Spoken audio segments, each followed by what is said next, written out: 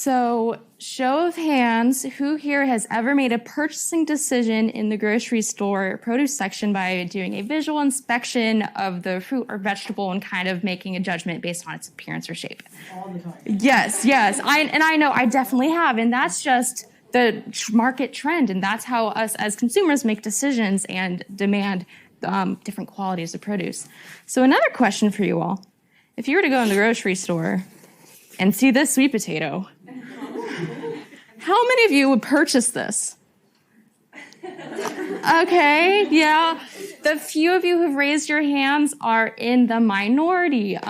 There just really isn't a market for this out there, and I'm sure there's many people out there who would make an amazing, gigantic sweet potato casserole out of this, and you could go ahead and pass this around if you want. But there's just no demand for it. If you look at this image here, I took this past summer. This was at a local farm in eastern North Carolina that my lab's partnered with. They have already harvested this field. You see all of these? These are all sweet potatoes just left here. They're going to sit there and they're going to rot. That is food waste.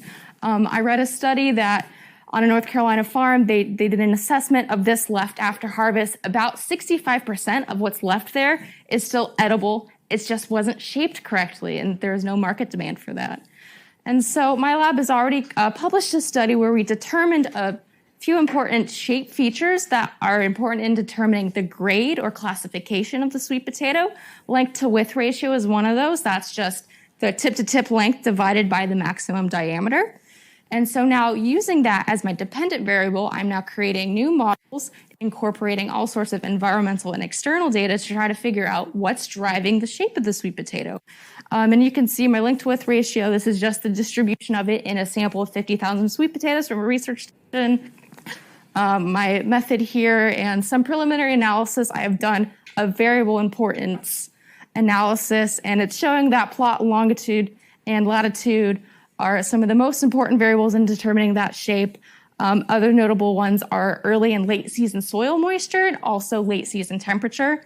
Very promising results. My champion model, I created a mathematical machine learning model to predict the length to width ratio. I'm very happy with the RMSE. It's pretty low. It is a random forest. And very excited to see the next step is using, now this is research station data, now actually partnering with this producer and using real live production data to try to explore more why does a sweet potato end up like that? All right, thank you so much.